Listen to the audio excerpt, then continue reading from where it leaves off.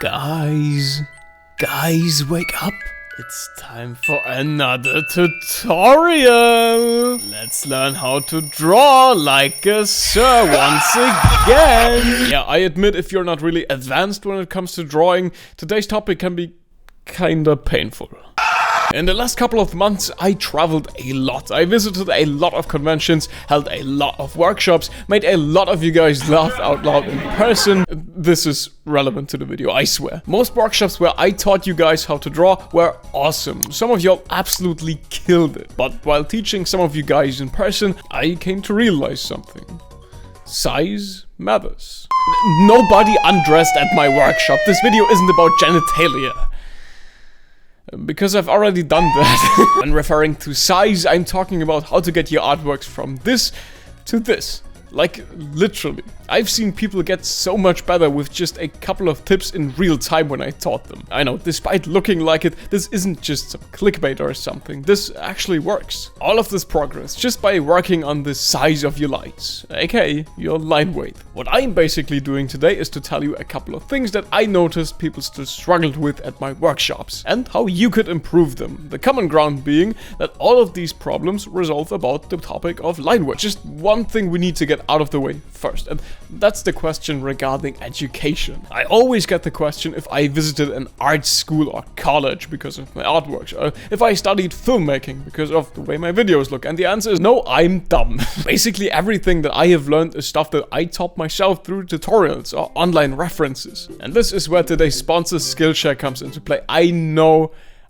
just don't skip yet. I have some honest recommendations. In case you still don't know, Skillshare is an online learning platform with thousands of classes. And this isn't something that I'm just saying because of this ad, but classes by Jake Barley and friggin' Kurzgesagt have taught me so much new knowledge and tips when it comes to video editing, which I'm actually using in my videos to this day. They go from absolute beginners all the way to real industry professional. But in case you don't care much about video editing, Skillshare obviously has classes about basically everything, be it photography, painting, art, animation, writing classes for your own stories, and so much more. And it's free for 1 month.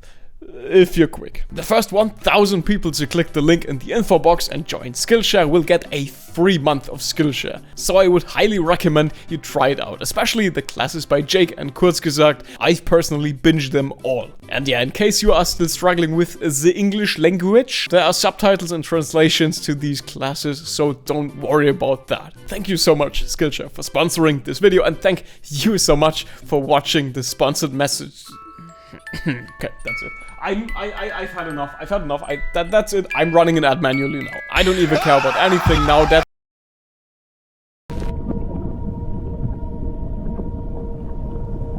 The giant horse conch weighs over 11 pounds.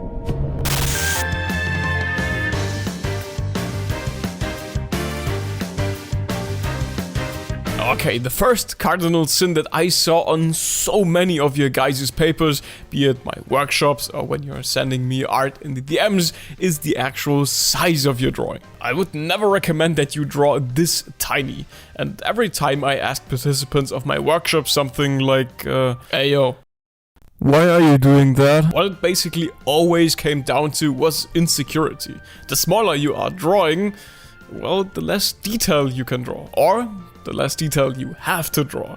It always depends on your outlook. Also, with smaller drawings, pointing out mistakes is a lot harder. TLDR, you are taking the easy way out. When we were drawing this plant right here, I've seen people literally drawing this. Not even joking. And it kinda makes sense, at least to a beginner it would. If you're drawing in a bigger fashion, then there's so much that could go wrong, right? The spacing or relation between objects could be off, maybe the placement could be wrong, maybe the proportions of these drawings would all be messed up. Yeah, so drawing smaller is way more comfortable, so people can't spot all of the mistakes. But like I said, that's the easy way out. And that's precisely the reason why you always see me use at least a quarter of a page when practicing things like these. Cause that's the way to go about it, even if it is less comfortable.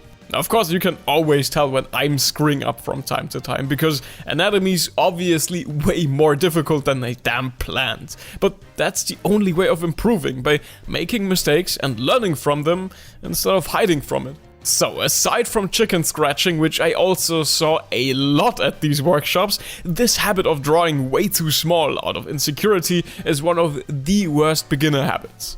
With these habits, getting a really decent and clean looking result will be near impossible. As it is with everything, a fault confessed is half redressed. Try to admit to this bad habit in the first place, and after that, you can try to get the hang out of proportions in order to get a bit better when it comes to drawing bigger. And you should really do that, because there's one specific thing you absolutely can't do with smaller drawings, and that's having delicate line weight. Okay, so we are like 5 minutes into the video and I finally start talking about the actual topic. Good job. Now, if we were to resize the smaller artwork from before to a decent size and draw another version right besides it, I don't think you need to have a PhD in art to tell that the line work on the right is way more sophisticated and delicate than the one on the left. That's because you obviously can't have much control over an artwork where every single stroke is basically the size of an outline. With a bigger artwork though, you can vary and change the line weight in any way you want to. And while taking a look at it, I think you can also tell that working this way makes your art so much more professional, don't you think? And even though it's kinda obvious, but that's precisely the reason why hatched lines are so looked down upon, because I mean, look at it! So here are some pro tips for you. If you're drawing something, let's take a simple object as an example, maybe some old coffee mug. You would obviously draw the mug the usual way, starting out with some guidelines here and there, and also by using some delicate lines in the process. So no enhancing or thickening lines or anything like that. You could then also add some details, you know, like some highlights or maybe some subtle cracks. And now, after the fact, is the point where you can maybe thicken some lines. The lines that I'm not touching though are the details, you know, like the highlights or the cracks. Instead of explaining any further, I'll just show you why. Here's the exact same coffee mug scribbled in a smaller fashion. Let's scale it up so that we can take a look at it, and yeah, if everything here has the same line thickness, it just automatically looks so much more amateurish. It is more or less the exact same drawing, the only difference is the line weight. Kinda insane if you think about it. And obviously this was just a simple example. This also goes for more detailed things like humans as well. But wait, I have a question. I prefer drawing in a very sketchy look. I don't like delicate lines, you know, like this. So what should I do then? How the hell did you get this remote? I totally get what you're saying though. After all, I also like to sketch a bit rougher from time to time. That's totally fine and there's nothing wrong about it at all. But even then, with a very sketchy drawing, you do have some differences in lines here and there. So line weight still applies. Also, especially in this case, you really need to draw bigger when you're drawing sketchy, because drawing small lines when you're drawing rough, yeah, I think you understand what I mean by this. Wish I could play. I see him. Gamagori! Horse conk. No, give me back that remote, goddammit! Now, something that I also need to address is the way you thicken these lines. Obviously, making the outlines thicker is absolute child's play, but you sometimes see artists that are adding to these lines in between.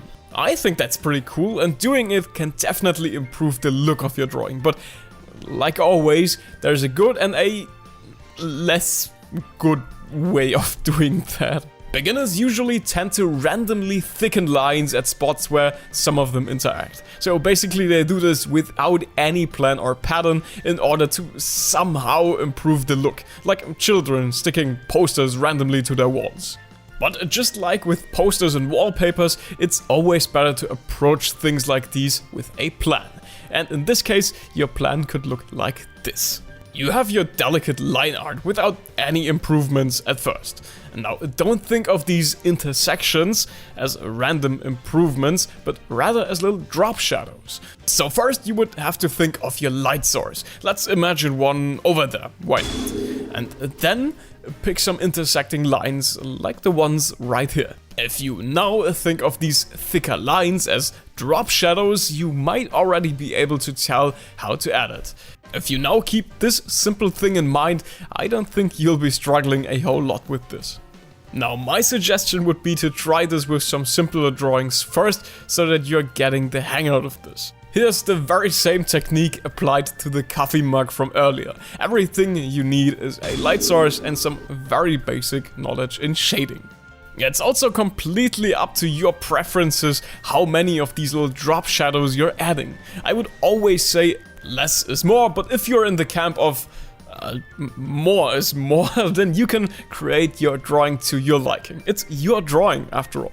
Especially with humans though, it's always priceless to have some knowledge about anatomy, because that way you could add these little drop shadows while showing off some detailed anatomy skills. Now, you can use some anatomy references of choice. It doesn't have to be my book. You can take any anatomy guide you prefer. Or instead, just take a look at my anatomy videos. I obviously want to thank you for watching this video, but I especially want to thank my patrons that you can see down there on screen. Obviously, size doesn't matter to these absolute giga chads, because every one of these has an absolute monster cock. But what about the women? Oh, especially the women.